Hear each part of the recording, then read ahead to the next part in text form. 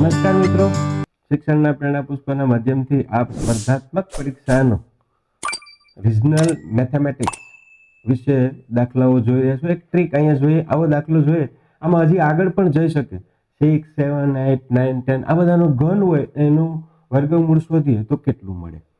તો આ માટે આપણે એક ટ્રીક અહીંયા જોઈશું કે માત્ર પહેલા આપણે આનો વાત કરીએ કે 1 નો ઘન અને 2 નો ઘન હોય તો શું થાય. તો કે 1 નો ઘન 1 થાય અને 2 નો ઘન 8 થાય અને એ આપણને 9 મળે અને 9 નું વર્ગમૂળ છે આપણને 3 મળે.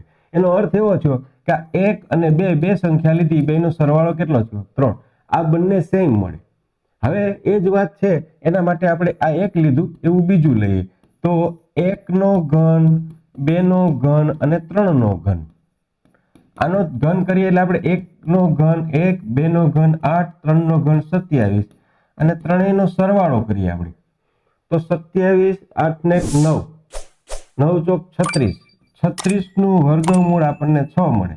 અને એમાં પણ જોઈએ 1 + 2 + 3 તો સરવાળો કેટલો થયો. તો અહીંયા બંને જુઓ તમે, જવાબ બંનેમાં પણ અહીંયા પણ 3 હતા એમ 6 હતા.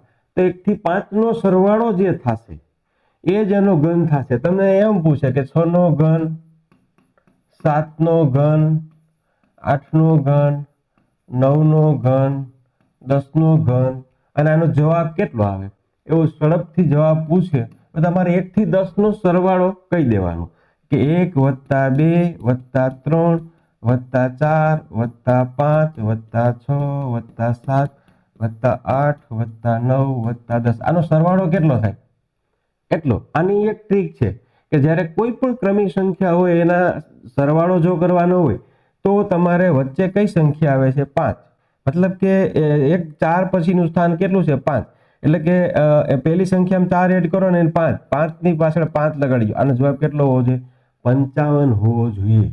અહીંયા તમે આ રીતે આનો જવાબ કહી શકો કે આનો જવાબ કેટલો હોય 55 હોય.